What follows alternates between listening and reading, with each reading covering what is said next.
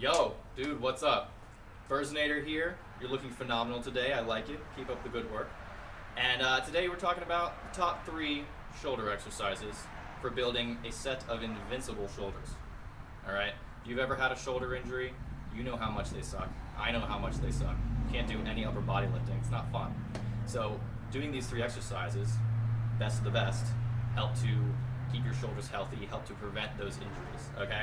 So these are the top ones I found. The reason they work so well is they hit all the different ranges of motion that your shoulder can take. There's that upper circular half, like this.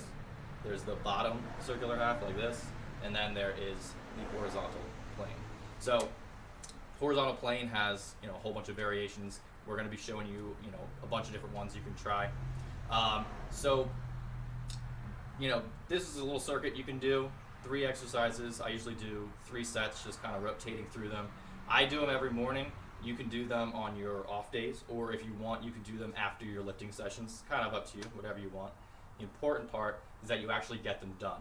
Okay, so just make sure you're consistent, make sure you get them, and you're constantly kind of pushing that range of motion, trying to get a little more flexible, a little stronger, a little more balanced, all that good stuff. Okay, let's dive right in. Oh, and before I get started, if you guys are watching this on YouTube, click the link below. It'll take you to the article on jmaxfitness.com, which is kind of what this video is all about. Give you a little bit more in-depth behind the scenes about these exercises and why they work so well. Okay, we're going to start with an exercise called band shoulder dislocations, which work the upper half of that circular range of motion. So for these, you're going to need an exercise band, like this.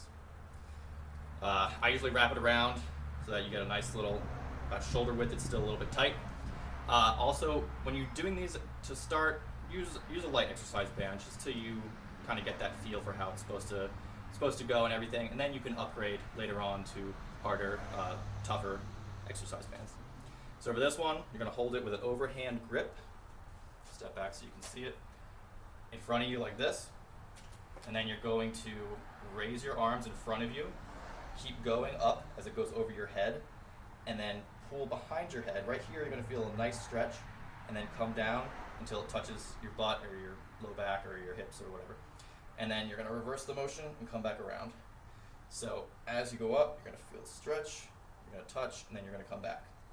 Now, as you go through these, they'll become easier because your muscles are going to start to stretch out up here, and then that top, you're going to be able to keep your arms closer at that top motion right there. So that's the top circular half of the shoulder mobility with band shoulder dislocations. So now we're going to move into the horizontal plane. I'm just going to keep this band, same thing. These are called band pull aparts. Sounds, the name kind of describes it perfectly. You have your band in front of you. You're going to hold an overhand grip. You're going to pull the band apart until it touches your chest and your arms are out to your sides, keeping your arms parallel to the ground. Get the nice squeeze, come back in, come back out, squeeze, come back in.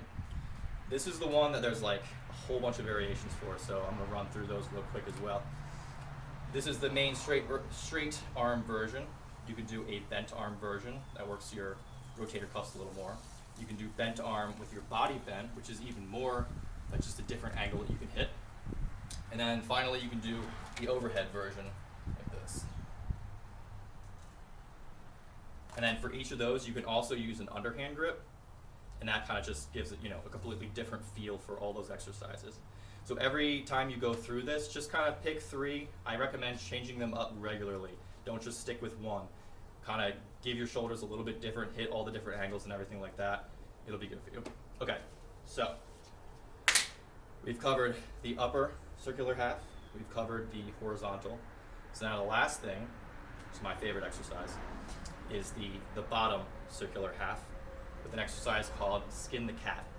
Okay, this one is kind of a gymnastics move. It's kind of scary, it's pretty hard, but it's super effective, and it's also a lot of fun once you get past that scary part of it.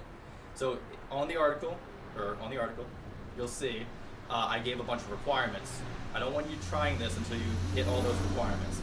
Mostly it's like a flexibility issue, it's a grip issue. I don't want you falling, I don't want you tumbling out of it in a way that doesn't feel comfortable for you.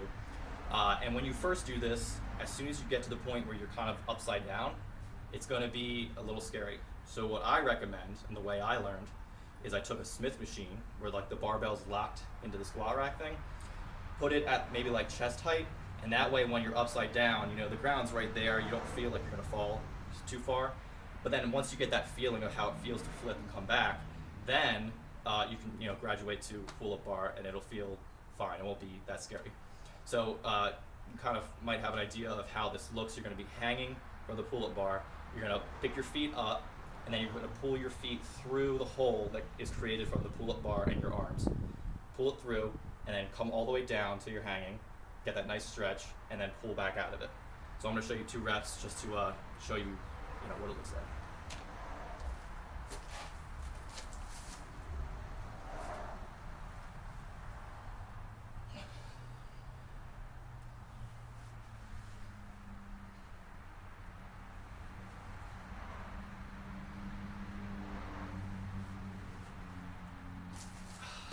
Okay.